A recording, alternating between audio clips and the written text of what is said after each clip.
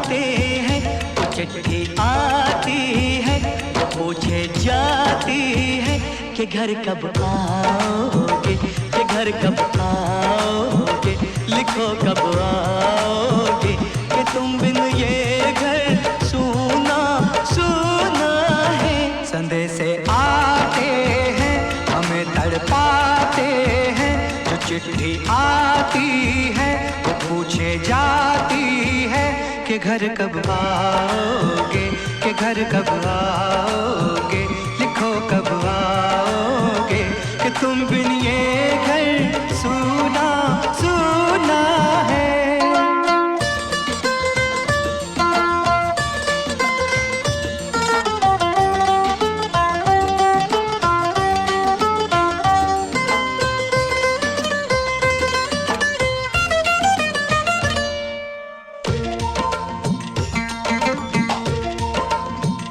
किसी दिलवाली ने, किसी मतवाली ने हमें खत लिखा है, ये हमसे पूछा है।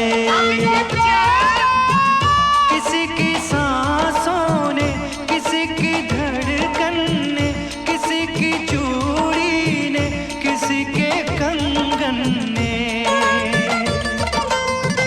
किसी के गजरे ने, किसी के गजरे ने, महकती सुबहों ने, मचलती शामों ने, अकेली रातों ने, अधूरी बात। Hello hello hello hello hello hello hello hello hello hello hello hello पूछा है निगाहों ने कि घर कब आओगे, कि घर कब आओगे, लिखो कब आओगे, तुम मेरे घर सूना सूना है।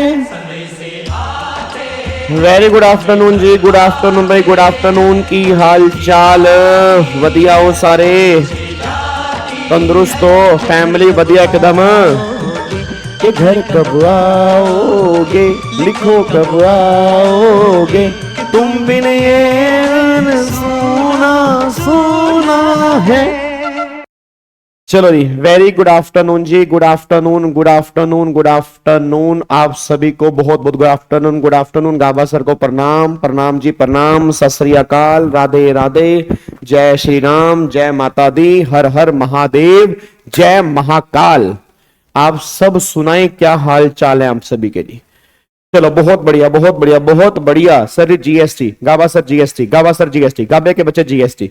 तो जीएसटी की अनाउंसमेंट आज शाम को 6 बजे आएगी, ठीक है? जीएसटी की अनाउंसमेंट आज शाम को 6 बजे आएगी, तो उसको एक बार सुन लेना, आपको थोड़ा सा आइडिया लग जाएगा कि हम जीएसटी कैसे रिवाइज करेंगे। मैं जीएसटी रिवाइज कराऊंगा या नहीं कराऊंगा, कराऊंगा तो कब कराऊंगा, कैसे कराऊंगा, कितने बजे कराऊंगा, तो वो सारी कहानी तुम्हें आज शाम को 6 बजे पता लग जाएगी, ठीक है जी?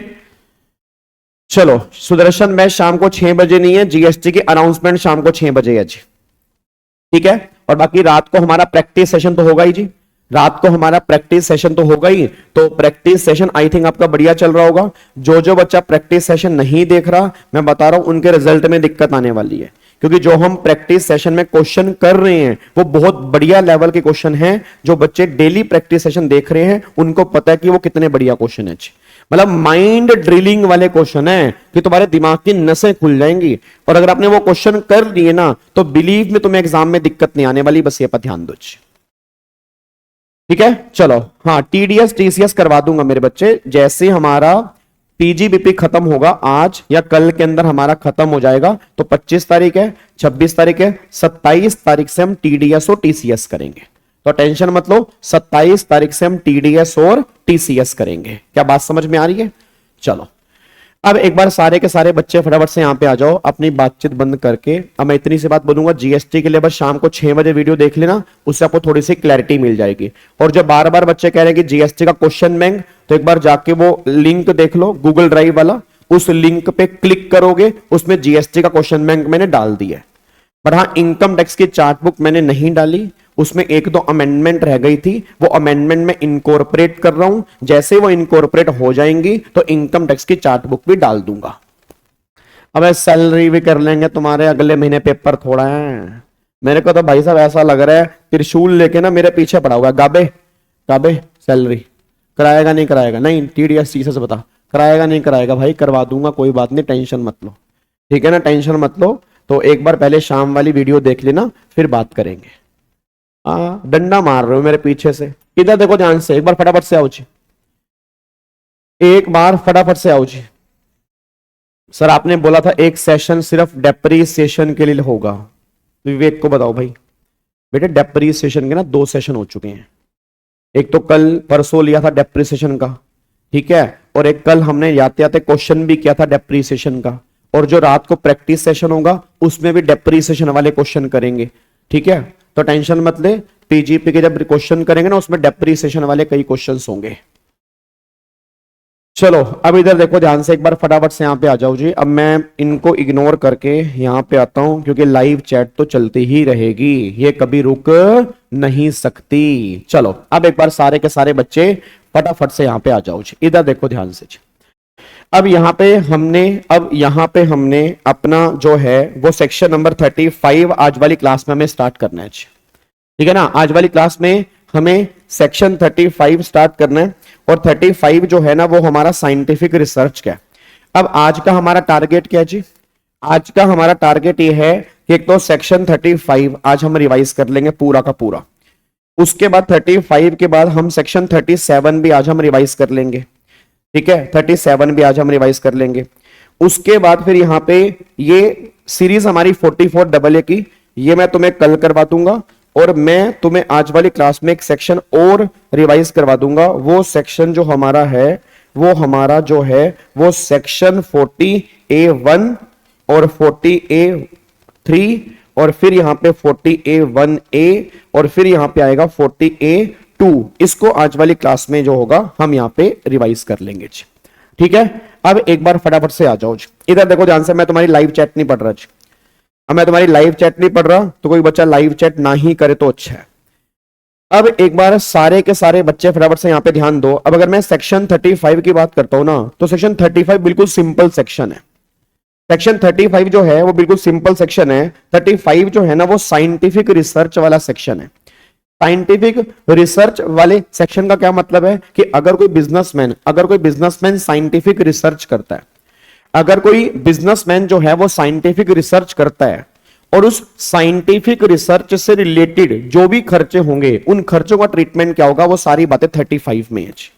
इट मींस अगर किसी बिजनेसमैन ने साइंटिफिक रिसर्च की है और उस साइंटिफिक रिसर्च से रिलेटेड आपने कोई भी खर्चे किए हैं, उन खर्चों का ट्रीटमेंट क्या होगा, वो सारी बातें 35 में निकल के आती हैं। अब सबसे पहला सेक्शन जो है, अच्छा पहली बात ये समझ लो कि सेक्शन 35 में जितने भी सब सेक्शन हैं या जितने भी क्लोजेस हैं, हर केस में डिडक्शन जो मिलेगी वो 100% की मिलेगी। पहली बात तो ये दिमाग में डाल दो, मतलब ये तुम दिमाग में डाल के चलो कि जब हम सेक्शन 35 पढ़ रहे हैं, हर सेक्शन में हर पॉइंट में जो डिडक्शन मिलनी है ना वो 100% की मिलनी है। मतलब ये तुम्हारे दिमाग में होना चाहिए कि हर केस में लिमिट जो है वो 100% की है। चाहे मैं किसी भी सेक्शन की बात करूंगा, हर केस में लिमिट जो है वो 100% की है।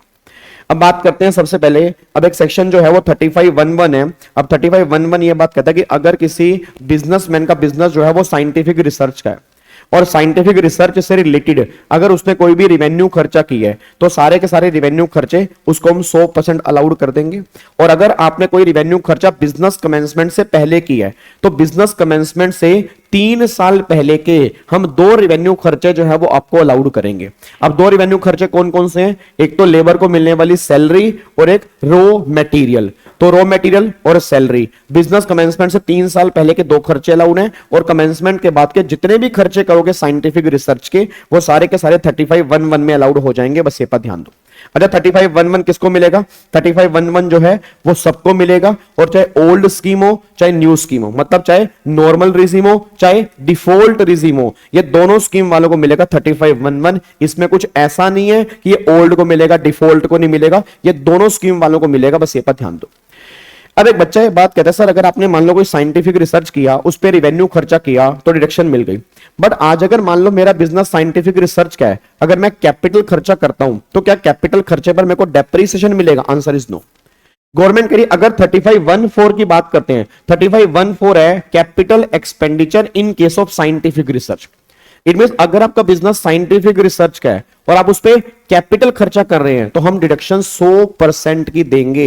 मतलब जितना तुम कैपिटल खर्चा करोगे हम डिडक्शन जो देंगे वो 100% की देंगे। बस ये पर ध्यान दो। बट एक बात ध्यान देना, कैपिटल खर्चे वाले केस में लैंड की डिडक्शन नहीं मिलती, मतलब लैंड वाला खर्चा आपको अलाउड नहीं होगा। अच्छा, बिजनेस कमेंसमेंट के बाद के सारे कैपिटल खर्चे अलाउड हैं लैंड को छोड़कर, और बिजनेस कमेंसमेंट से 3 साल पहले के सभी कैपिटल खर्चे आपको अलाउड होंगे लैंड को छोड़कर। यह बात आपकी 3514 में लिखी है। यह रहा 3514। और याद करो ये पॉइंट हमने डेप्रीसिएशन वाले के अंदर भी खत्म किया था। ये पॉइंट हमने डेप्रीसिएशन वाले पॉइंट के अंदर भी कंप्लीट किया था कि भैया सिंपल सी बात है, अगर तुम्हें कोई खर्चा 3514 में अलाउड हो चुका है उस एसेट पे, you can not claim depreciation. क्योंकि दोनों में से एक ही बेनिफिट मिलेगा, या तो 35 का बेनिफिट मिलेगा या डेप्रीसिएशन मिलेगा। दोनों में से एक बेनिफिट मिलेगा, दोनों बेनिफिट मिल ही नहीं सकते जी। तो देखो वही बात यहां पे लिखी है। और एक बात और, ये ओल्ड स्कीम वालों के लिए भी है, ये डिफॉल्ट स्कीम वालों के लिए भी है, दोनों को मिलेगा 3511। ऐसा नहीं है कि नॉर्मल को मिलेगा डिफॉल्ट को नहीं मिलेगा। कोई भी रिजीम दे रखी हो 3514 मिलेगा जी। अब ये बात हमें समझ में आ गई। 3511 रेवेन्यू खर्चे का है, 3514 जो है वो कैपिटल खर्चे का है, और दोनों केस में डिडक्शन जो मिलेगी वो 100% की मिलेगी।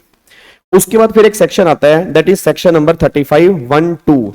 अब ये 3512 जो है ये ओल्ड रिजीम वालों के लिए है, मतलब नॉर्मल रिजीम वालों के लिए है, ये डिफॉल्ट स्कीम वालों के लिए नहीं है। मैं दोबारा बोलूंगा, ये ओल्ड स्कीम वालों के लिए है बट ये डिफॉल्ट स्कीम वालों के लिए नहीं है। तो डिफॉल्ट स्कीम वाले यहां से बाहर हो जाएं। अब 3512 में क्या है? 3512 कहता है और बहुत सारे इंस्टीट्यूट हैं जो गवर्नमेंट से अप्रूव हैं सर, बट लैंड के लिए क्यों नहीं मिलता? Any specific reason? ऑब्वियसली बात है, लैंड जो होती है वो अप्रिशिएबल होती है। ये बात आपने सुनी होगी, देखी होगी। लैंड कभी भी डेप्रिशिएबल नहीं होती। गवर्नमेंट कहती है बिल्डिंग डेप्रिशिएबल होती है, लैंड पे ना डेप्रिसिएशन मिलता है और ना ही कोई खर्चा अलाउड होता है। उसके बाद देखो, अब अगर मान लो कोई स्पेसिफाइड इंस्टीट्यूट है, अब अगर जो इंस्टीट्यूट 3512 में अप्रूव है, अब एक बात मेरे को बताओ, मान लो एक इंस्टीट्यूट है, अब वो इंस्टीट्यूट जो है ना वो 3512 में अप्रूव है। अब 3512 में अप्रूव है, उसको तुम डोनेशन दे रहे हो रिसर्च करने के लिए, तो जितनी तुम डोनेशन दोगे ना उसको रिसर्च करने के लिए तुम्हें डिडक्शन मिलेगी 100%। ये हमारा 3512 है, but only for normal regime, not for default regime. उसके बाद फिर यहां पे आता है 3513 पे आओ। 3513 क्या कहता है? 3513 भी ऐसा कहता है कि जो इंस्टीट्यूट 3513 में अप्रूव है, अगर उन इंस्टीट्यूट को तुम डोनेशन दे रहे हो और वो रिसर्च कर रही है, कौन सी? सोशल साइंस या स्टैटिस्टिकल रिसर्च कर रही है। मैं दोबारा बोलूंगा, अगर वो रिसर्च कर रही है सोशल साइंस और अगर वो स्टैटिस्टिकल रिसर्च कर रही है, तो जितनी भी तुम पेमेंट करोगे ना, हम डिडक्शन तुम्हें 100% की अलाउड कर देंगे। बस ये पर ध्यान दो। तो गवर्नमेंट यहां पे वही बात कहना चाह रही है, बट अगेन ये भी नॉर्मल रिजीम वालों को मिलेगा, डिफॉल्ट रिजीम वालों को नहीं मिलेगा। अब मेरे को सारे बच्चे बोलना, 4 सेक्शन रिवाइज किए हैं, 3511, 3512, 3513, 3514। 3511 और 3514 ये नॉर्मल के लिए भी हैं और ये डिफॉल्ट के लिए भी हैं। डिडक्शन इन दोनों में 100% की है। 3511 रिवेन्यू खर्चे का है, 3514 कैपिटल खर्चे का है। डिडक्शन दोनों में 100% की मिलेगी।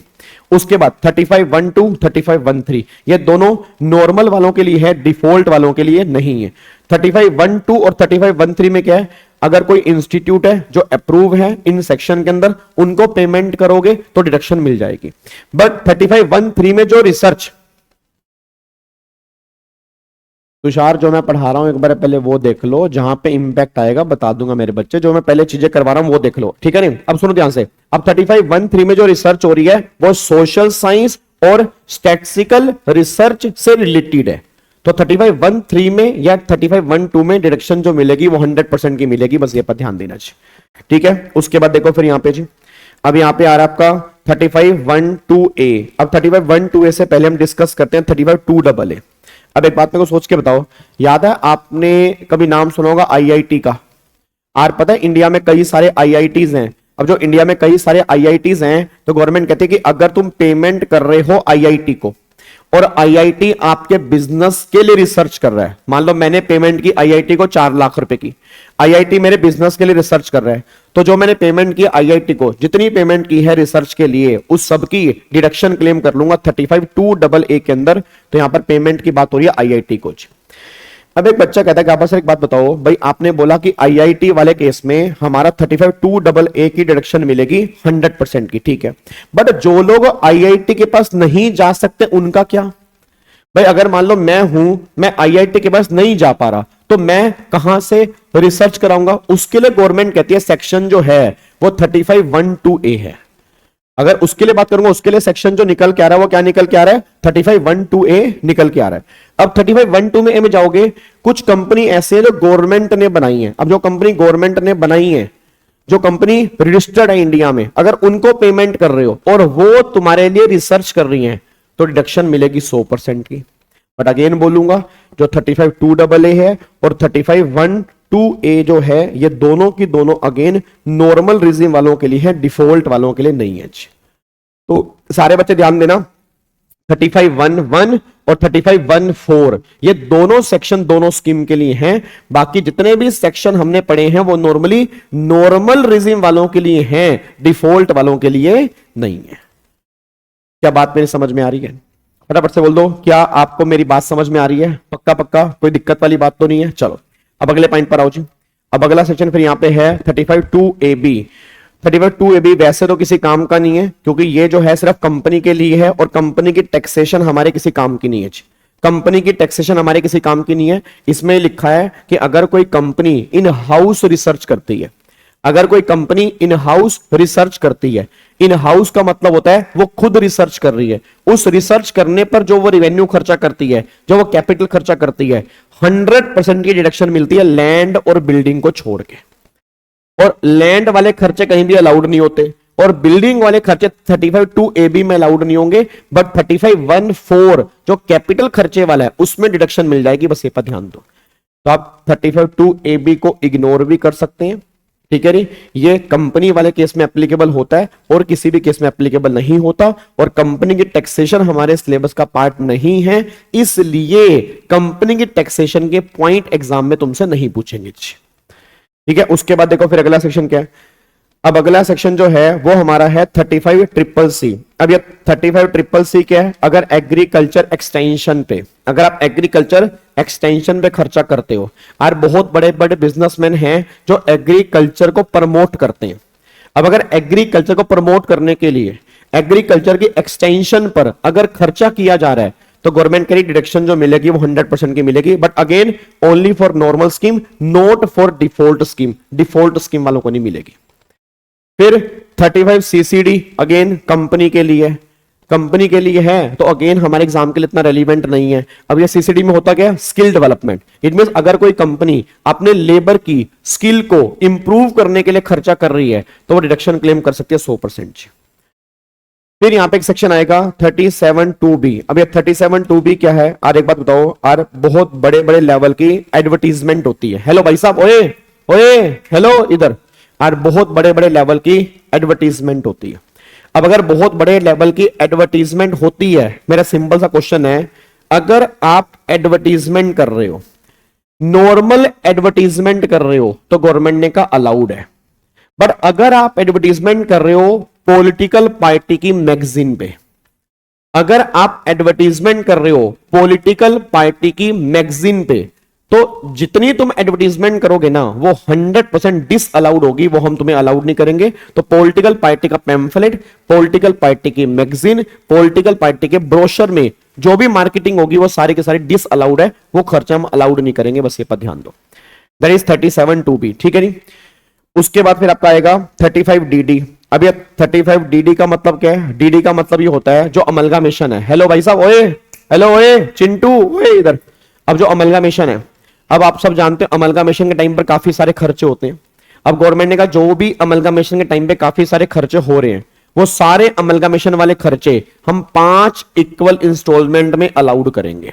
मतलब क्या है? अगर अकाउंट्स वालों ने वो सारे डेबिट किए हुए हैं, तो हम डिवाइड बाय 5 करेंगे, सारे ऐड कर देंगे, बट एक पहली इंस्टॉलमेंट जो है बस वो माइनस करेंगे, बाकी सब ऐड होंगे, क्योंकि अमलगामेशन वाले खर्चे इनकम टैक्स में 5 इक्वल इंस्टॉलमेंट में अलाउड होते हैं। उसके बाद 35 DD है। अब ये DD में क्या है? VRS। VRS क्या होता है? Voluntary retirement compensation. It means अगर कोई एम्प्लॉयर है, एम्प्लॉय को VRS दे रहा है, तो मेरा अपने एम्प्लॉय को वीआरएस देना वो मेरे हाथ में खर्चा है। तो गवर्नमेंट ने बोला जो वीआरएस है 5 इंस्टॉलमेंट के अंदर अलाउड करेंगे, कोई भी दिक्कत वाली बात नहीं है, बस ये पर ध्यान दो। क्या बात मेरी समझ में आ रही है? अब तुम्हें कितनी बात समझ में आ रही है और कितनी नहीं आ रही है वो ये तुम्हें क्वेश्चन बताएगा। तो सारे बच्चे इस क्वेश्चन का मुझे आंसर देंगे, बताओ इसका आंसर क्या आएगा? सारे बच्चे बताओ जी, ये क्वेश्चन पढ़ो और फटाफट से मुझे आंसर दो, इसका आंसर क्या निकल के आएगा? सारे बच्चे फटाफट से बताओ जी। P&L अकाउंट दे रखा है, मुझे फटाफट से आंसर बता दो, इसका आंसर क्या निकल के आएगा जी? जल्दी सारे बच्चे आंसर बताने की कोशिश करेंगे जी।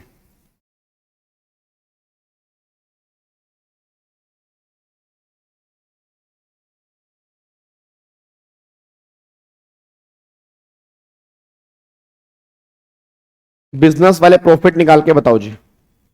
वीआरएस, वीआरएस, यूआरएस नहीं नालायक, वीआरएस।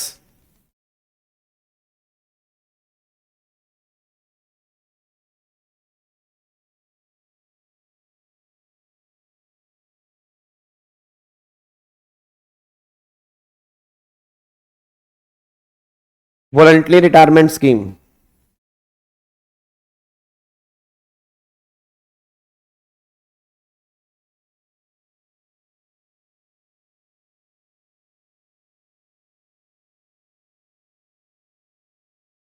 हाँ जी,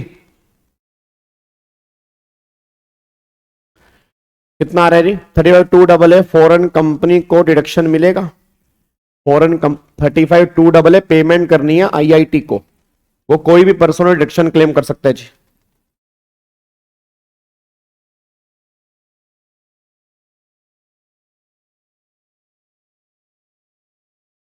आंसर आ रहा है 48 लाख। भाई साहब तुम्हारे आंसर ही खतरनाक आ रहे हैं यार। इधर देखो ध्यान से, आंसर जो है वो 48,36,000 है जी। 48,36,000 आंसर है। देखो कैसे आएगा, एक बात मेरे को बताओ, नेट प्रॉफिट है, उसमें आपने एफडी का इंटरेस्ट माइनस कर दिया, फिर डेप्रीसिएशन आपने जोड़ दिया, फिर अमलगामेशन वाले खर्चे। अब एक बात बताओ, उसने डेबिट किए 2 लाख रुपए। अब अगर 2 लाख रुपए डेबिट किए हैं, अब मेरा पूरी क्लास का क्वेश्चन है, हमें 2 लाख रुपए डेबिट नहीं करने, क्योंकि हमारे इनकम टैक्स में 5 इंस्टॉलमेंट में अलाउड होता है। तो 2 लाख डिवाइड बाय 5 कितना आएगा? 40,000। तो 2 लाख डिवाइड बाय 5 कितना आएगा? 40,000 आएगा। 40,000 आएगा ना। 2 लाख डिवाइड बाय 5 आएगा 40,000। तो 40,000 को यहां से हटा दो। अब अगर मैं 40,000 को यहां से हटाऊंगा तो बैलेंस कितना बचेगा? 1,60,000। तो 1,60,000 जो है मुझे ऐड करना पड़ेगा जी। तो 1,60,000 आप क्या करोगे? यहां पे ऐड कर दोगे। अब यहां पे आ जाओ वीआरएस वाला। अब वीआरएस कितना है? 1,20,000। अब अगर वीआरएस 1,20,000 पे है, हेलो भाई साहब, ओए इधर, वीआरएस 1,20,000 है, तो 1,20,000 डिवाइड बाय 5 कितना आएगा? 24,000। तो 24,000 अलाउड है, बाकी 96,000 जो है वो हमें ऐड बैक करना पड़ेगा। तो आंसर इतना आएगा जी। अब बताओ क्या दिक्कत है यार? अब सारे बच्चे बताओ क्या दिक्कत परेशानी आ रही है तुम्हें इसके अंदर जी? और ये पॉइंट तुम्हारे से एग्जाम में ना बहुत बार वो टेस्ट कर चुके हैं। मतलब ये पॉइंट जो है वो एग्जाम में तुमसे बहुत बार टेस्ट कर चुके हैं इस पॉइंट के अंदर, ये बात ध्यान देना जी। मतलब वीआरएस वाला पॉइंट और अमलगामेशन वाला पॉइंट, ये दोनों के दोनों एग्जाम के लिए बहुत इंपॉर्टेंट है। डन? क्या इसको लॉक कर दें जी? पक्का पक्का? सर अमलगामेशन ऐड कर दिया पूरा, क्योंकि वो तो कंपनी, क्या कह रहे हो, वो तो कंपनी के लिए होता है। तो यहां पर मैंने क्वेश्चन किसका दिया? तो अगर मैं अमलगामेशन की बात करूं तो ऑब्वियस सी बात है, फिर मैं कंपनी का P&L दे रहा हूं ना, तो अकॉर्डिंगली आपको ट्रीटमेंट करना पड़ेगा जी। डेप्रीसिएशन आपने क्यों ऐड किया जी? डेप्रीसिएशन आपने ऐड कर दिया क्योंकि वो SLM मेथड वाला है। तो ऐसा क्वेश्चन बनता है क्या ना, पहले तो तत्सुमी, तत्सुमी मेरी बात सुन, क्वेश्चन बनता है बड़ा, बट उसमें ऐसी एडजस्टमेंट बनती है, ठीक है ना। कभी आप मेरे को एक बात बताओ, कभी कोई कॉन्सेप्ट वाइज क्वेश्चन थोड़ा बनेगा। तुम्हें बड़ा सा P&L अकाउंट दिया होगा, उस P&L में ये पॉइंट होंगे, तो इस पॉइंट का ट्रीटमेंट क्या होगा उसके लिए तो आपको समझना पड़ेगा ना। ऑब्वियस ही बात है, वो क्वेश्चन 1 नंबर का थोड़ा बनाएगा, बट बड़े P&L में वो ये पॉइंट तो दे सकता है। तो उस पॉइंट का ट्रीटमेंट क्या होगा उसके लिए हम ये कर रहे हैं जी। डन। चलो अगले पॉइंट पर आओ जी। अब यहां पे आ जाओ। तो ये हमारा सेक्शन नंबर 35 था। अब यहां पे एक बार फटाफट से आना। अब यहां पे आ रहा है सेक्शन नंबर 37। अब सारे के सारे बच्चे यहां पे ध्यान दे। सेक्शन नंबर 37 जो है ये हमारा है जनरल डिडक्शन का। सेक्शन नंबर 37 जो है ये सेक्शन जो हमारा है ये हमारा है जनरल डिडक्शन। अच्छा, जनरल डिडक्शन का मतलब क्या होता है जी? Sir scientific research. Scientific research का तो कुछ भी नहीं करेंगे ना, उन्होंने वो डेबिट किया हुआ है। साइंटिफिक रिसर्च वाला खर्चा इनकम टैक्स में भी डेबिट होता है, तो हम क्या करेंगे भाई? एक बात मेरे को बताओ, साइंटिफिक रिसर्च वाला उन्होंने डेबिट किया हुआ है और हमें भी डेबिट करना है, तो हमें भी डेबिट करना, तो हम कुछ करेंगे नहीं ना, तो सेम ट्रीटमेंट करेंगे जी। टोटल इनकम के क्वेश्चन प्रैक्टिस करने हैं, हाँ तो बिल्कुल करेंगे। आपको तो मैंने कल रात वाली क्लास के अंदर कहा था कि टोटल इनकम पे हम कम से कम नाना करते भी 3 से 4 लेक्चर लगाएंगे प्रैक्टिस सेशन। उसके में काफी सारे क्वेश्चन प्रैक्टिस करने हैं। 35 AD आगे जाके आएगा जी, अभी 35 AD आगे जाके आएगा।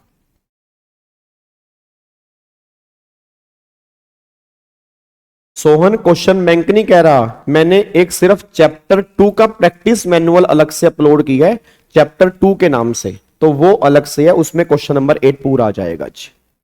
ठीक है, अब सुनो ध्यान से। अब ये सेक्शन नंबर 37 क्या है?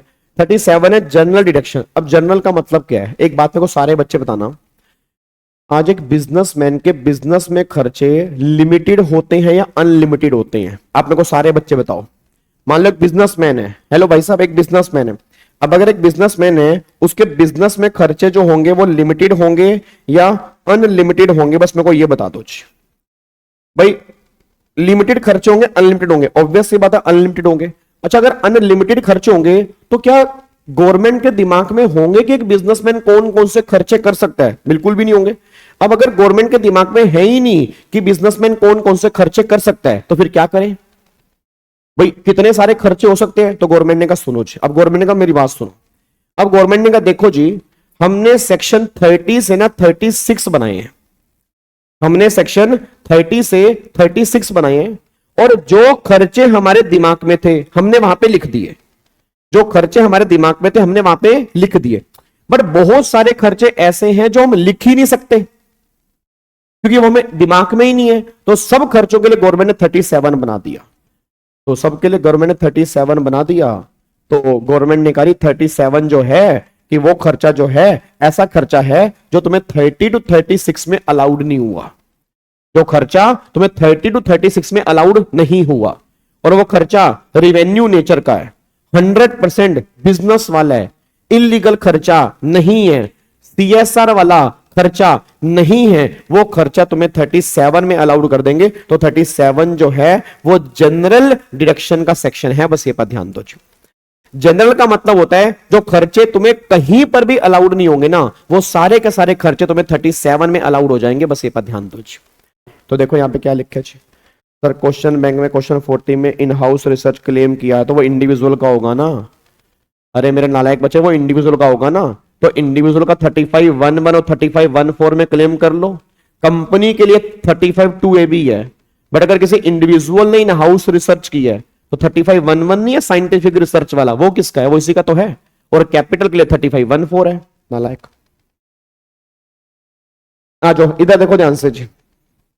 अब एक बार यहां पे चेक करो जी, एक बार सर 37 के एग्जांपल कौन कौन से हैं? अब 37 का एग्जांपल एडवर्टीजमेंट वाला हो गया, STF कंट्रीब्यूशन हो गया, प्रिंटिंग कॉस्ट हो गया, स्टेशनरी कॉस्ट हो गया, इलेक्ट्रिसिटी कॉस्ट हो गया, इलेक्ट्रिसिटी के खर्चे हो गया, वाटर चार्जेस हो गया, इंश्योरेंस चार्जेस हो गया, दुनिया जहान के खर्चे जो 30 to 36 में कहीं नहीं आ रहे, वो खर्चे सारे के सारे 37 में आ रहे हैं जी। तो देखो यहां पे जी 37 में क्या है? All expenditure. उसने बोला all expenditure allowed under 37 provided क्या? It is not in the nature expenditure described under 30 to 36। मतलब जो खर्चे 30 to 36 में अलाउड नहीं हुए वो यहां पे आएंगे। वो कैपिटल नेचर के ना हो, पर्सनल नेचर के ना हो, होली एंड एक्सक्लूसिवली वो बिजनेस के लिए हो, और फिर it is not incurred for any purpose in the offence और प्रोहिबिटेड बाय लॉ। मतलब वो इलीगल खर्चे नहीं होने चाहिए, और वो CSR वाले खर्चे नहीं होने चाहिए, मतलब वो CSR वाला खर्चा ना हो। क्योंकि अगर वो CSR वाला खर्चा है तो CSR का मतलब क्या होता है, कॉर्पोरेट सोशल रिस्पॉन्सिबिलिटी, तो वो समाज सेवा है, वो खर्चा बिजनेस वाला नहीं है, तो वो खर्चा यहां पे अलाउड नहीं होगा, बस ये पर ध्यान दो। ठीक है जी, अब आगे देखो यहां पे जी, फटाफट से आओ। तो जो एक्सपेंडिचर 30 to 36 में अलाउड नहीं हुए वो यहां पे 37 में सभी खर्चे अलाउड हो जाएंगे, बस रिवेन्यू हो और बिजनेस वाले हो, लीगल खर्चे हो, CSR वाले ना हो, वो सारे के सारे खर्चे यहां पे आएंगे, बस ये पर ध्यान दो जी। ठीक है, चलो अब एक बार फटाफट से यहां पे आ रहे हो सारे के सारे बच्चे। अब अगला देखो यहां पे, ये पूरी सीरीज में कल वाली क्लास में कराऊंगा जी। अब मैं तुम्हें करा रहा हूं PGBP का सेक्शन 40 जो है, ये लो जी, ये हम सेक्शन 40 की सीरीज करने जा रहे हैं जी। अब इधर सुनो ध्यान से, अब ये सेक्शन 40 है क्या। हेलो भाई साहब, ओए हेलो, इधर देखो ध्यान से जी। अब ये सेक्शन 40 की सीरीज क्या कहती है, एक बात मेरे को बताना। एक चैप्टर आपका है TDS का, जिससे सबकी रूह कांपती है। क्या कांपती है, रूह कांपती है, जिससे सबकी रूह कांपती है। इसके बाद हम उसी की रिवीजन करेंगे। तो TDS में ना बहुत सारे सेक्शंस हैं। रूह इसलिए नहीं कांपती कि TDS मुश्किल है, रूह इसलिए कांपती है कि TDS में सेक्शन बहुत सारे हैं। अब इतने सारे सेक्शन हमें याद नहीं होते तो हमारी रूह कांपती है TDS के नाम से कि हाय अल्लाह, हाय तौबा, कहां सेक्शन बनेगा तो हमें दिक्कत ना आ जाए। अब वो कनेक्टेड है PGBP के चैप्टर से, और जब इतिहास गवाह है, जब जब PGP में क्वेश्चन बना उसने TDS वाला पॉइंट टच किया। ये इतिहास गवाह है कि जब जब PGP का सेक्शन में से क्वेश्चन बना तब तक TDS वाला पॉइंट उसने टच किया। अब वो क्या है, क्या उसके अंदर होता है, तो होता क्या सर, एक सेक्शन है 40, एक सेक्शन है 40, तो उसमें एक सेक्शन 40A1 है, 40A1A है, 40A2 है, 40A3 है। उसमें ना गवर्नमेंट ये बात कहती है, जैसे मान लो तुमने किसी को पेमेंट की, अब तुमने किसी को पेमेंट की ना, और उस पेमेंट पे मान लो TDS कटना चाहिए था। भाई मान लो आपने किसी को पेमेंट की, उस पेमेंट पे TDS कटना चाहिए था। सर क्यों कटना चाहिए था, क्योंकि पेमेंट TDS की लिमिट में कवर हो रही होगी। जैसे एक सेक्शन है 194J, 194J में लिखा है पूरे साल का रेंट अगर 2,40,000 से ऊपर होगा तो पेमेंट करने वाले को TDS काटना पड़ेगा। ऐसे ही एक सेक्शन है 194G कमीशन का, 15,000 तक के कमीशन पे TDS नहीं है, 15,000 के बाद के कमीशन पे TDS है। तो मतलब मल्टीपल सेक्शन है, हर सेक्शन में लिखा है इतनी पेमेंट करोगे तो TDS कटेगा। अब मान लो मैंने रेंट पे कर दिया, और अगर मैंने रेंट पे किया तो रेंट पे ना TDS काटना चाहिए था, क्योंकि रेंट मेरा लिमिट से ज्यादा था, और मैं रेंट पे ना TDS काटना भूल गया। मेरे से गलती हो गई तो मैं रेंट पे TDS काटना भूल गया। जब रेंट पे TDS काटना भूल गया तो गवर्नमेंट ने कहा तूने TDS काटा है, मैंने कहा नहीं। तो गवर्नमेंट कह रही खर्चा तेरे बिजनेस का है, मैं कहा हाँ। तो मैंने क्या बोला, मैंने कहा जी मैं तो यहां पे खर्चा अपने P&L में डेबिट कर रहा हूं, तू रेंट और ये खर्चा डेबिट कर रहा हूं। गवर्नमेंट ने कहा सुन मेरी बात, ओए हेलो भाई साहब, ओए सुन, कि जो तू रेंट पे कर रहा है उस रेंट पे TDS कटना चाहिए था, और अगर तूने TDS नहीं काटा, सॉरी 194J तो प्रोफेशनल फीस का बिल्कुल सही बात है, 194I रेंट का है, sorry sorry sorry Akshay Kumar sorry. तो 194I जो है वो रेंट वाला है, इतने सारे सेक्शन है, इतना कुछ टैक्स में, मतलब इतने, ओ माय गॉड। तो 194I जो है वो रेंट वाला है, 194J जो है वो प्रोफेशनल वाला है, उसमें डायरेक्टर सिटिंग फीस की भी बात होती है। तो सॉरी सर, सॉरी शक्तिमान। तो क्या हुआ कि अब क्या हुआ कि मैंने TDS नहीं काटा, अब TDS नहीं काटा तो डिफॉल्ट हो गया, TDS नहीं काटा तो डिफॉल्ट हो गया। अब गवर्नमेंट ने कहा सुन, गवर्नमेंट ने कहा देखो जी अगर तुम्हें TDS काटना चाहिए था और तुमने TDS नहीं काटा, TDS नहीं काटा, और सामने वाला बंदा नॉन रेजिडेंट है, कौन है, नॉन रेजिडेंट है, तो 100% खर्चा हम डिस अलाउड कर देंगे, हम अलाउड करेंगे 0%। मतलब ये अपने P&L में 1 रुपया भी डेबिट नहीं कर पाएगा अगर सामने वाला बंदा NR है। अगर सामने वाला बंदा क्या है, NR है, 100% डिस अलाउड, 0% अलाउड। बट जो ये 100% डिस अलाउड हुआ, ये अलाउड कर देंगे जब भी आप टीडीएस काट के पे कर दोगे, जिस भी ईयर में टीडीएस काट के पे कर दोगे, उस साल में खर्चा हम तुम्हें अलाउड कर देंगे, बस ये बात ध्यान दो। ठीक है, बट अगर ये बंदा रेजिडेंट है, अगर ये बंदा रेजिडेंट है, मैं दोबारा बोलता हूं, अगर ये बंदा रेजिडेंट है तो रेजिडेंट वाले केस में गवर्नमेंट कहती है 30% डिस अलाउड करेंगे, 70% अलाउड करेंगे। और जो 30 हम डिस अलाउड करने जा रहे हैं वो भी हम अलाउड कर देंगे। कब अलाउड कर देंगे? अगर टीडीएस काट के जिस भी टाइम पे जमा करा दोगे उस साल में वो 30% भी तुम्हें अलाउड हो जाएगा, कोई दिक्कत वाली बात नहीं है। तो सिंपल सी बात ये निकल के आ रही है कि भैया आपको टीडीएस काटना है, आप टीडीएस नहीं काटते तो एनआर वाले केस में 100% डिस अलाउड, ठीक है, और 0% अलाउड, और वो अलाउड तब होगा जब टीडीएस काट के जमा कराओगे। और रेजिडेंट वाले केस में 30% अलाउड है, सॉरी 30% डिस अलाउड है, 70% अलाउड है, और वो 30 बाद में अलाउड हो जाएगा जब तुम टीडीएस काट के जमा करवा दोगे। बस ये पर ध्यान दो। अब एक बच्चे का डाउट आता है, यार गाबा सर एक बात बताओ, ये टीडीएस काट के जमा कब तक करवाना है? हेलो गाबे, गाबे यार एक बात बता, ये टीडीएस काट के जमा कब तक करवाना है? अच्छा कोई मुझे बताएगा टीडीएस काट के जमा कब तक करवाना है? आप में से कोई बच्चा मेरे को बता सकता है कि टीडीएस काट के जमा कब तक करवाना है? बताओगे? टीडीएस काट के जमा हमें कब तक करवाना है? जल्दी बोल दो फटाफट से। टीडीएस काट के हमें जमा कब तक करवाना है? सर टीडीएस काट के हमें जमा करवाना है रिटर्न फाइल करने की ड्यू डेट है उससे पहले। रिटर्न फाइल करने की ड्यू डेट या उससे पहले हमें टीडीएस काट के जमा करवाना है। बस ये पर ध्यान दो। नहीं नहीं नहीं, नहीं गलत कह रहे हो, गलत कह रहे हो। नहीं, अबे नालायकों, वो अगले महीने की 10 तारीख है, 7 नहीं है। मैं इसकी बात कर रहा हूं, इस सेक्शन की बात कर रहा हूं। इस सेक्शन में क्या लिखा है? इस सेक्शन में लिखा हुआ है रिटर्न फाइल करने की ड्यू डेट या उससे पहले आपको पेमेंट करनी है। यह बात ध्यान देना। वो टीडीएस के जमा करवाने की डेट होती है, वो नॉर्मल केस में डेट होती है। जो आप मेरे को डेट बता रहे हो ना 7th ऑफ नेक्स्ट मंथ, तो 7th ऑफ नेक्स्ट मंथ तो टीडीएस जमा करवाने की डेट होती है वो नॉर्मली। यहां तो गवर्नमेंट कह रही है कि अगर तुम्हें वो खर्चा अलाउड करवाना है, अगर तुम्हें खर्चा अलाउड करवाना है तो रिटर्न भरने की डेट या उससे पहले अगर तुम जमा करवा दोगे तो खर्चा फिर तुम्हें उसी साल में अलाउड कर देंगे। नहीं कराओगे फिर जिस साल भी जमा कराओगे उस साल में अलाउड करेंगे। बस ये पर ध्यान दो। तो जो आप मुझे बता रहे हो ना, आप मुझे गलत नहीं बता रहे, बट आप मुझे क्या बता रहे हो? आप मुझे बता रहे हो वो डेट बता रहे हो जो टीडीएस काटने की, मतलब टीडीएस जमा करवाने की डेट होती है। तो मैं बात उसकी नहीं कर रहा। मैं दोबारा बोलूंगा, मैं बात जो है मैं बात उसकी कर ही नहीं रहा हूं। ये बात ध्यान दो। मैं बात कर रहा हूं अगर मुझे खर्चा अलाउड करवाना है तो खर्चा अलाउड करवाना है तो उस केस में मेरे को जमा कब करवाना होगा? तो बात गवर्नमेंट कहती है ड्यू डेट या उससे पहले। बस ये पर ध्यान दो। ठीक है, तो देखो यहां पे जी, तो वही बात यहां पे लिखी है। अच्छा एक बात और सुनना, एक बात और सुनना। अब देखो रेजिडेंट वाले केस में तो सेम लो है, मतलब मैं दोबारा बोलूंगा, रेजिडेंट वाले केस में तो सेम लो है। मतलब रेजिडेंट वाले केस में गवर्नमेंट ये बात कहती है कि अगर कोई सामने वाला बंदा रेजिडेंट है, हेलो भाई साहब इधर, अगर कोई सामने वाला बंदा रेजिडेंट है, चाहे पेमेंट कोई भी हो, हर केस में लो सेम है। बट नॉन रेजिडेंट वाले केस में लो थोड़ा सा अलग है।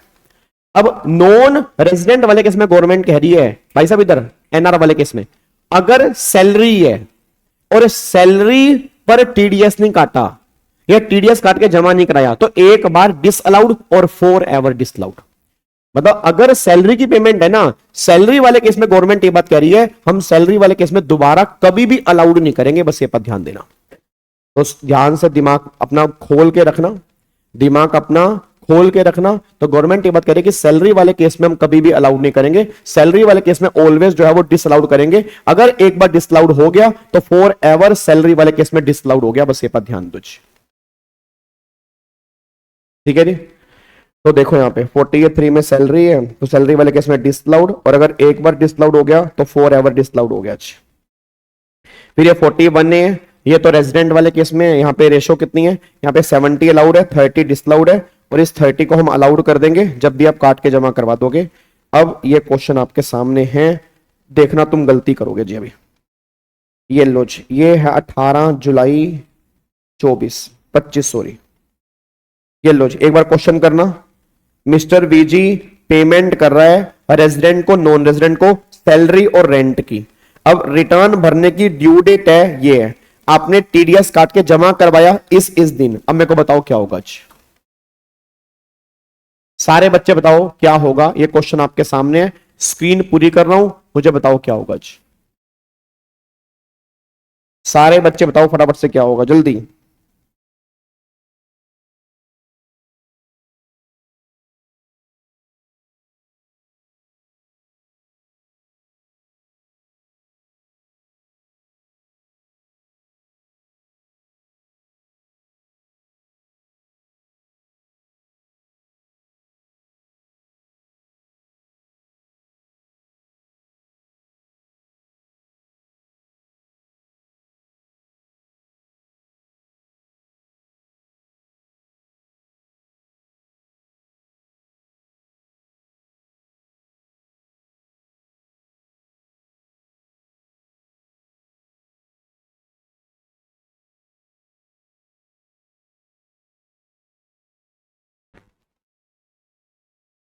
हाँ जी बताओ जी।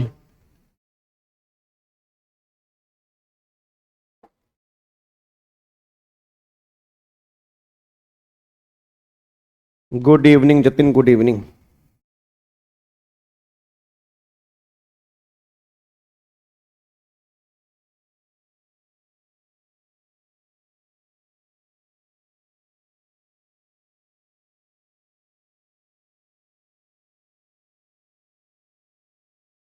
पहले वाले केस में 10 लाख अलाउड, ठीक है।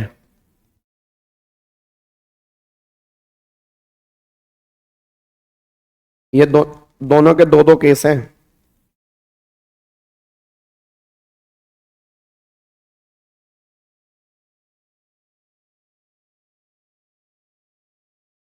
हाँ जी बताओ फटाफट से जी।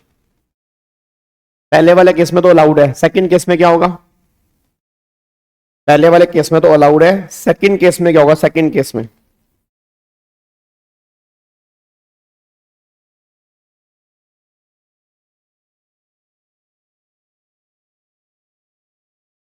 सेकंड केस में क्या होगा फटाफट से बताओ जी, सेकंड केस में क्या होगा जी?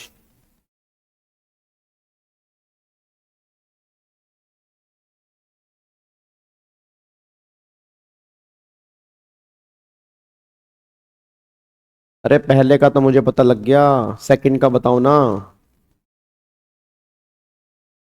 लो जी इधर देखो ध्यान से एक बार।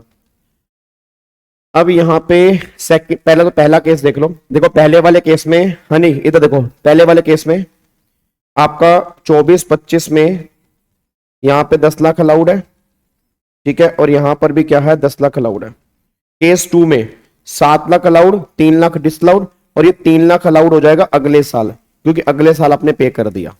और नॉन रेजिडेंट वाले केस में 10 का 10 डिसअलाउड है, बट जो अलाउड होगा वो 4 लाख होगा। अच्छा बताओगे यहां पे 4 लाख मैंने अलाउड क्यों किया, 6 लाख मैंने अलाउड क्यों नहीं किया जी? मेरे को रीजन दोगे 6 लाख मैंने यहां पे अलाउड क्यों नहीं किया? मैं देखता हूं तुम्हारे पल्ले पड़ रहा नहीं पड़ रहा। यहां पे 6 लाख मैंने अलाउड क्यों नहीं किया? 6 लाख मैंने इसलिए अलाउड नहीं किया क्योंकि 6 लाख रुपए की सैलरी है, 6 लाख रुपए की सैलरी है, और अगर सैलरी एक बार डिसअलाउड हो जाती है एनआर वाले केस में तो फॉर एवर डिसअलाउड हो जाती है। बस ये पर ध्यान दो। यस यस बिल्कुल सही बात है, क्योंकि 6 लाख रुपए की सैलरी है, और सैलरी वाले केस में दोबारा कभी अलाउड नहीं होता। गवर्नमेंट कह रही अगर एक बार डिस अलाउड हो गया तो सैलरी वाले केस में ऑलवेज डिस अलाउड हो गया। बस ये पर ध्यान दो। बहुत बढ़िया, वेरी गुड यार, जबरदस्त। अब तुम्हारे बात पल्ले पड़ गई है, अब तुम्हारे बात पल्ले पड़ गई है। उसके बाद अब यहां पे आओ जी। अब देखो 48(2), अब ये 48(2) क्या है? एक बात मेरे को सारे बच्चे बताना। हेलो भाई साहब इधर इधर देखो, क्या इनकम टैक्स वाले खर्चे कभी इनकम टैक्स में अलाउड करते हैं? याद है मैंने कहा था कि पीएनएल के डेबिट में इनकम टैक्स लिखा हुआ है। अब अगर पीएनएल के डेबिट में इनकम टैक्स लिखा हुआ है तो क्या डायरेक्ट टैक्स वाले खर्चे कभी भी इनकम टैक्स में अलाउड होंगे? नहीं होंगे। याद करो मैंने कहा था जीएसटी अलाउड हो जाएगा, क्योंकि जीएसटी बिजनेस एक्सपेंडिचर है। कस्टम ड्यूटी मतलब इनडायरेक्ट टैक्सेस जो है वो बिजनेस वाले खर्चे हैं, डायरेक्ट टैक्स वाले नहीं होते। तो ये 48(2) कह रहा है कि अगर कोई खर्चा इनकम टैक्स से रिलेटेड है, जैसे इनकम टैक्स हो गया, उसका इंटरेस्ट हो गया, उसकी पेनल्टी हो गई, तो वो खर्चे अगर डेबिट किए हुए हैं तो वो खर्चे हम कभी भी अलाउड नहीं करेंगे। ये बात 48(2) में लिखी है जी। क्या बात मेरे समझ में आ रही है जी? बहुत बढ़िया, वेरी गुड जी। अब उसके बाद आओ जी, अब ये सेक्शन देखो, ये सेक्शन थोड़ा सा इंपॉर्टेंट है, 40(a)(2), ये थोड़ा सा इंपॉर्टेंट है जी। अब ये सेक्शन सुनना ध्यान से क्या है, और इसकी प्रैक्टिकल क्वेश्चन में बहुत इंप्लीकेशन आती है। मतलब इस पॉइंट की प्रैक्टिकल क्वेश्चन में बहुत इंप्लीकेशन आती है, तो क्वेश्चन बहुत ध्यान से सुनना, क्योंकि प्रैक्टिकल क्वेश्चन में तुम्हारे काम का है। अब एक बात को सोच के बताओ, मेरा पूरी क्लास से क्वेश्चन है, जैसे मान लो एक सामने बंदा जो है ना, मान लो वो रिलेटिव है, मतलब सामने एक बंदा जो है मान लो वो रिलेटिव है, और उस रिलेटिव से मैंने क्या किया, सामान परचेस किया, और उस रिलेटिव को मैं पेमेंट कर रहा हूं। अब पेमेंट कर रहा हूं बिजनेस की, क्योंकि वो सामान मेरे बिजनेस का है। तो मेरे दिमाग में आया, मैंने कहा यार सामने वाला बंदा मेरा रिलेटिव है, तो क्यों ना मैं उसको एक्सेस पेमेंट कर दूं, क्योंकि अगर मैं उसको एक्सेस पेमेंट करूंगा, ज्यादा पेमेंट करूंगा, तो मेरा खर्चा ज्यादा दिखेगा, और अगर खर्चा मेरा ज्यादा दिखेगा तो प्रॉफिट मेरे कम हो जाएंगे, मेरा टैक्स बच जाएगा। तो सामने वाले बंदे ने बोला कि कोई दिक्कत वाली बात नहीं है, कि तेरी पेमेंट बनती है 5 लाख की, तो 10 लाख रुपए पेमेंट कर दे। तो लोगों ने क्या करना स्टार्ट किया, अपने रिलेटेड पार्टी को एक्सेसिव पेमेंट करनी स्टार्ट कर दी। एक्सेसिव का मतलब क्या होता है, कि मतलब ज्यादा, जितनी उसकी मार्केट वैल्यू है उससे भी ज्यादा। अब गवर्नमेंट ने कहा सुनो मेरी बात, हेलो भाई साहब, ओए ओए इधर सुनो मेरी बात। अगर कोई पर्सन अपने रिलेटेड पार्टी को एक्सेसिव पेमेंट करेगा, एक्सेसिव मतलब अपनी फेयर मार्केट वैल्यू से ज्यादा या अनरीजनेबल पेमेंट करेगा, जितनी ज्यादा पेमेंट करेगा वो पेमेंट करने वाले के हाथ में डिसअलाउड कर देंगे। बस ये पर ध्यान दो। तो आज अगर मैं एक्सेसिव पेमेंट कर रहा हूं, मैं दोबारा बोलूंगा, आज अगर मैं एक्सेसिव पेमेंट कर रहा हूं, एक्सेसिव का मतलब होता है फेयर मार्केट वैल्यू से ज्यादा, तो जितनी ज्यादा पेमेंट करूंगा, पेमेंट करने वाले के हाथ में वो डिसअलाउड होगा, वो अलाउड नहीं होगा। गवर्नमेंट ये बात कहना चाह रही है। अब देखो यहां पर आपने पेमेंट की, खर्चे की, आपने पेमेंट की है एक्सेसिव या अनरीजनेबल, तो वो सारी की सारी पेमेंट जो है वो डिसअलाउड है। अब रिलेटेड पार्टी में कौन कौन आएगा जी? अब रिलेटेड पार्टी में देखो कौन कौन आएगा, तो रिलेटेड पार्टी में देखो husband, wife, brother, sister, any linear ascendant और डिसेंडेंट ऑफ द इंडिविजुअल। उसके बाद फर्म में कौन कौन आएगा, partner of firm, relative of such partner. HUF AOP में कौन कौन आएगा, any member of AOP, HUF, any relative of such member. Company में कौन आएगा, डायरेक्टर और relative of director. Any other SSC में कौन आएगा, जिसका उस कंपनी में या फर्म में 20% और मोर वोटिंग पावर है, तो वो भी रिलेटिव वाली कैटेगरी में कवर होगा। ये सब आपके रिलेटिव वाली कैटेगरी में आएंगे। सर लेने वाले के हाथ में पूरा टैक्सेबल, यस, लेने वाले का तो पूरा टैक्सेबल होगा, बिल्कुल डबल टैक्सेशन होगा, और देने वाले के हाथ में खर्चा डिसअलाउड होगा। मतलब गवर्नमेंट डबल मार रही है, लेने वाले के हाथ में वापस नहीं कर रही, लेने वाले के हाथ में इनकम है, उसके हाथ में टैक्सेबल है, बट जिसने दिए है उसके हाथ में डिसअलाउड है। बस ये पर ध्यान दो।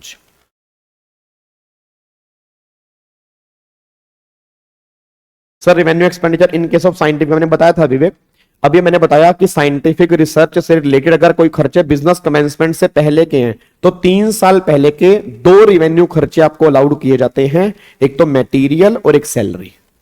तो 3 साल पहले के जो भी 2 रिवेन्यू खर्चे आपने साइंटिफिक रिसर्च से रिलेटेड किए, तो वो 2 खर्चे जो हैं वो आपको अलाउड होंगे, बाकी कोई भी रिवेन्यू खर्चा अलाउड नहीं होगा। ठीक है जी, तो ये पॉइंट आपका निकल के आ रहा है। पर कैसे पता लगेगा, वो टेंशन छोड़ दो, कैसे पता लगेगा जी? ठीक है, वो सारी इंक्वायरी गवर्नमेंट करती है, सारी चेकिंग करती है, तो अब मुद्दा ये नहीं है कैसे पता लगेगा, हम ये मान के बैठे कि पता लग चुका है, अब क्या होगा जी? ठीक है, चलो अगले पॉइंट पर आओ। अब यहां पे देखो एक सेक्शन है 48(3). अब ये 48(3) क्या है? अच्छा ये भी बिल्कुल बेकार का सेक्शन है।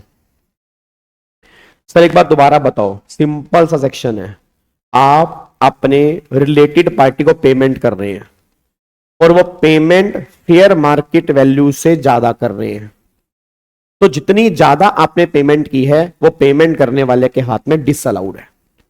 आपकी जेन्युइन पेमेंट बनती थी 5 लाख, आपने पेमेंट कर दी 8 लाख, तो 3 लाख आपने ज्यादा पेमेंट कर दी, तो वो 3 लाख आपकी इनकम में एड बैक हो जाएगा, वो उसकी बात कर रहे हैं।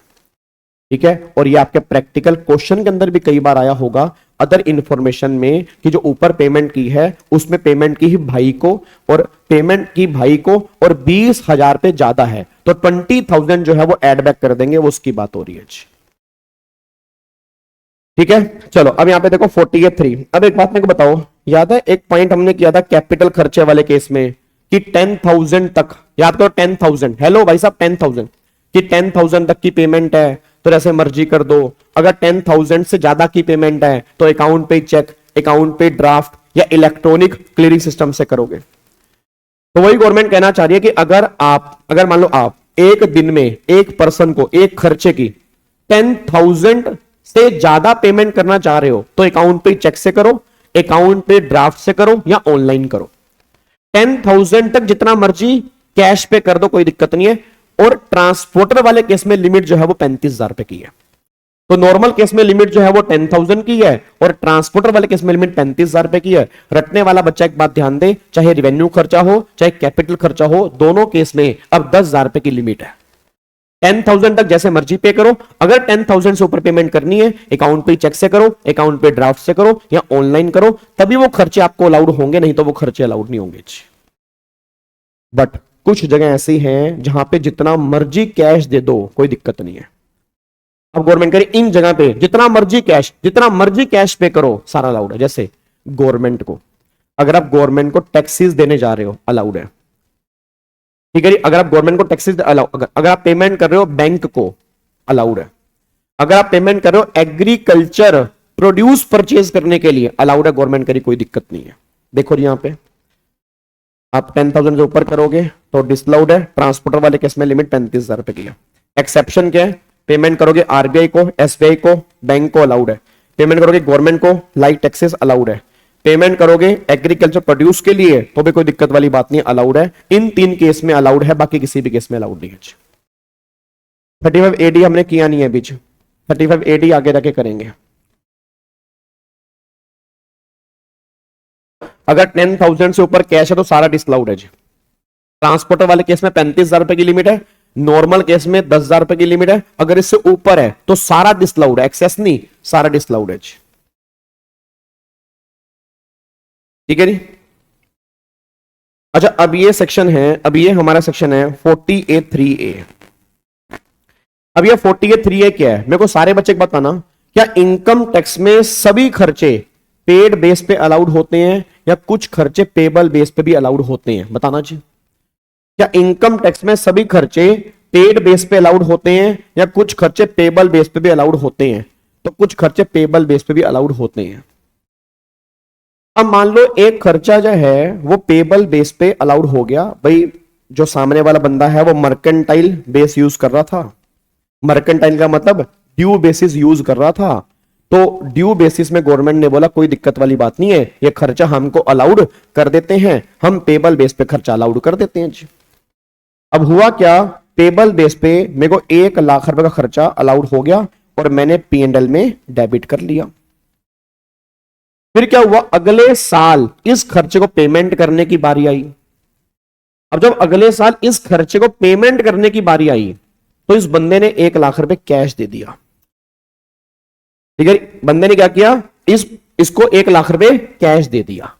भाई 1 लाख रुपए कैश दे दिया। अब पेबल तो अलाउड हो गया था, पेबल तो अलाउड था। 1 लाख रुपए कैश दे दिया कि भाई साहब ऐसा करना, कैश ले लो, कोई दिक्कत वाली बात नहीं है, वो खर्चा हमें अलाउड हो चुका है।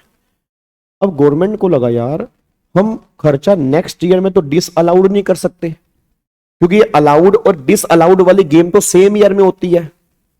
बट ये खर्चा तो पेबल बेस पे अलाउड हो चुका है। अब अगले साल ये पे कर रहा है कैश में, अब डिस अलाउड कैसे करें? क्योंकि ये तो अगले साल की बात हो रही है, डिस अलाउड तो अगले साल हो ही नहीं सकता। अब क्या करें? फिर तो हर आदमी क्या करेगा, जहां खर्चा पेड बेस पे अलाउड है वहां ध्यान देगा, जहां पेबल है तो वहां दिक्कत आएगी। तो गवर्नमेंट ने कहा सुनो, अगर कोई खर्चा पेबल बेस पे अलाउड हो चुका है और बाद में उसकी तुम पेमेंट कर रहे हो, पेमेंट 10,000 से ज्यादा है और तुम कैश पे कर रहे हो, तो सारा का सारा खर्चा तुम्हारी डीम्ड इनकम मान के उस ईयर में टैक्सेबल कर देंगे। मतलब सारा खर्चा हम तुम्हारी डीम्ड इनकम मान के तुम्हारे हाथ में टैक्सेबल कर देंगे। बस ये पर ध्यान दो। तो देखो वही बात यहां पे लिखी है, अगर कोई खर्चा पेबल बेस पे अलाउड है, बाद में पेमेंट कर रहे हो, अदर देन अकाउंट पे चेक 10,000, 20,000, 35, तो एंटायर पेमेंट जो है वो डीम्ड एज पीजीपी की इनकम जो है वो तुम्हारे हाथ में टैक्सेबल है। क्या बात मेरी समझ में आ रही है? तो जहां खर्चा पेड बेस पे अलाउड है वो तो सेम ईयर में डिसअलाउड कर देंगे, बट जहां पे खर्चा पेबल बेस पे अलाउड था, यहां पे खर्चा पेबल बेस पे अलाउड था और बाद में तुम पेमेंट कर रहे हो, बाद में तुम क्या कर रहे हो, पेमेंट कर रहे हो, तो गवर्नमेंट ने कहा फिर अब डिस अलाउड तो नहीं कर सकते, बट उस साल की बिजनेस की इनकम बना के टैक्सेबल कर देंगे। बस ये पर ध्यान दो। क्या बात मेरी समझ में आ रही है? हाँ, डीम्ड इनकम मान लेंगे 1 लाख रुपए कुछ, बिल्कुल सही बात है, डीम्ड इनकम मान लेंगे। हाँ, गवर्नमेंट बहुत तेज है भाई साहब, बहुत तेज है गवर्नमेंट। अब यहाँ पे एक सेक्शन है 36, यह हमारा है स्पेसिफिक डिडक्शन। 47, 49 specific deduction. अब स्पेसिफिक डिडक्शन का मतलब क्या है कि ये खर्चे अगर आप करते हो तो ये खर्चे हम तुम्हें अलाउड कर देंगे जी, ठीक है ना। ये खर्चे अगर आप करते हो तो ये खर्चे जो हैं वो हम तुम्हें अलाउड कर देंगे। अब सेक्शन 36 में ना कई सारे खर्चों की लिस्ट दी हुई है। मैं दोबारा बोलूंगा, सेक्शन 36 में कई सारे खर्चों की लिस्ट दी हुई है, बिल्कुल बेसिक बेसिक खर्चे हैं। जैसे आपको मैं थोड़ा सा बेस बता रहा हूं, ये सेक्शन आपका होमवर्क है, ये आपने घर से रीड करना है। उसके बाद फिर आपने एक ये सेक्शन 41(3) रीड करना है। मुझे उम्मीद है कि आपको समझ में नहीं आएगा, बट कोशिश करना शायद आपको समझ में आ जाए, ठीक है। ये तो बेकार का सेक्शन है, इसको आप छोड़ सकते हो। और फिर एक ये सेक्शन 35 AD है, इसको भी आपने एक बार रीड करना है। तो आप ये रीड करके आएंगे और फिर हमारी सेक्शन 44 की सीरीज वो हमारी बैलेंस बचेगी, जो कल वाली क्लास में डिस्कस करेंगे। तो कल हम PGBP 100% हम रिवीजन पूरी कर देंगे, ठीक है जी। अब सुनो, मैं तुम्हें बताने जा रहा हूं, सुनो ध्यान से क्या है। अब जो 36 आपने घर से रिवाइज करने हैं, तो सेक्शन 36 में क्या है, सेक्शन 36 में उन्होंने खर्चों की ना लिस्ट दी हुई है। अब खर्चों की लिस्ट दी है तो गवर्नमेंट ने बोला अगर ये खर्चे करोगे तो अलाउड हो जाएंगे। अब कौन कौन से खर्चे हैं, जैसे आप बिजनेसमैन हो, आपका बिजनेस का स्टॉक इन ट्रेड है, आपने उस स्टॉक इन ट्रेड का इंश्योरेंस करवा रखा है, उसका इंश्योरेंस प्रीमियम पे करोगे, अलाउड है। तुम अपने एम्प्लॉय को बोनस कमीशन दे रहे हो, अलाउड है, कोई दिक्कत नहीं है, बोनस कमीशन दे सकते हो, बिजनेस वाला खर्चा है। तुमने अपने बिजनेस के लिए लोन लिया, उस लोन पे तुम इंटरेस्ट पे कर रहे हो, अलाउड है, कोई दिक्कत वाली बात नहीं, गवर्नमेंट ने कहा 100% अलाउड है। तुम्हारे बेड डेट्स हो गए, तुम्हारे क्या हो गए, बेड डेट्स हो गए, तो बेड डेट्स जो हैं हम तुम्हें अलाउड कर देंगे, कोई दिक्कत वाली बात नहीं है, बेड डेट्स अलाउड है।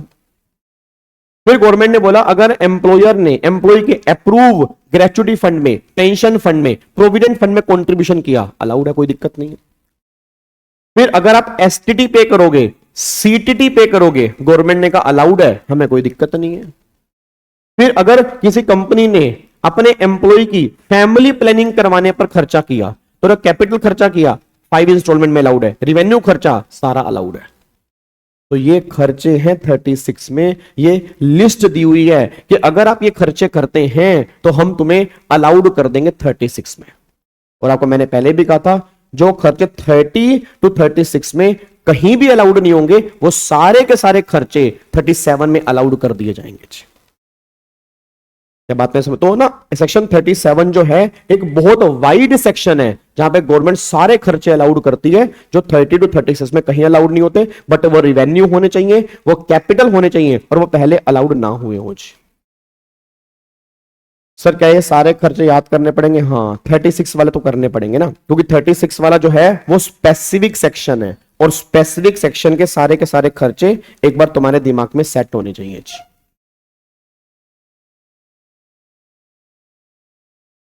ठीक है जी, क्या इसको लॉक कर सकते हैं? पक्का पक्का। तो आप एक बार इसको पढ़ के आएंगे, आप एक बार इसको पढ़ के आएंगे, बाकी शाम को 6 बजे आप वीडियो देख लेना GST से रिलेटेड, कि GST की रिवीजन कब करेंगे, कैसे करेंगे, कहां करेंगे, कितने बजे करेंगे, होगी या नहीं होगी, वो सारी बातें शाम को 6 बजे। फिर हम रात को मिलेंगे, और किस लिए मिलेंगे? आज हमें हाउस प्रॉपर्टी के 3-4 क्वेश्चन करने हैं, और फिर हमें कैपिटल गेन के क्वेश्चन करने हैं, ठीक है। और कैपिटल गेन आज खत्म नहीं होगा, कल भी हम कैपिटल गेन के ही क्वेश्चन करेंगे, और हो सका तो परसों भी हम कैपिटल गेन वाले क्वेश्चन करेंगे, क्योंकि मैं कैपिटल गेन पे 2 से 3 लेक्चर लगाना चाहता हूं, PGP के अंदर भी 3 लेक्चर लगाना चाहता हूं, सैलरी के अंदर 2 लेक्चर बहुत हैं, हाउस प्रॉपर्टी हमारा आज हो ही जाएगा, तो कैपिटल गेन के साथ में ही हम अदर सोर्स वाला चैप्टर भी क्वेश्चन कर लेंगे। ठीक है जी, चलो तो फिर बाकी मुलाकात करेंगे कल वाली क्लास में, सेम टाइम सेम जगह। ओके जी, bye bye, tata, thank you so much, जय हिंद, God bless you, love you all, bye bye, take care.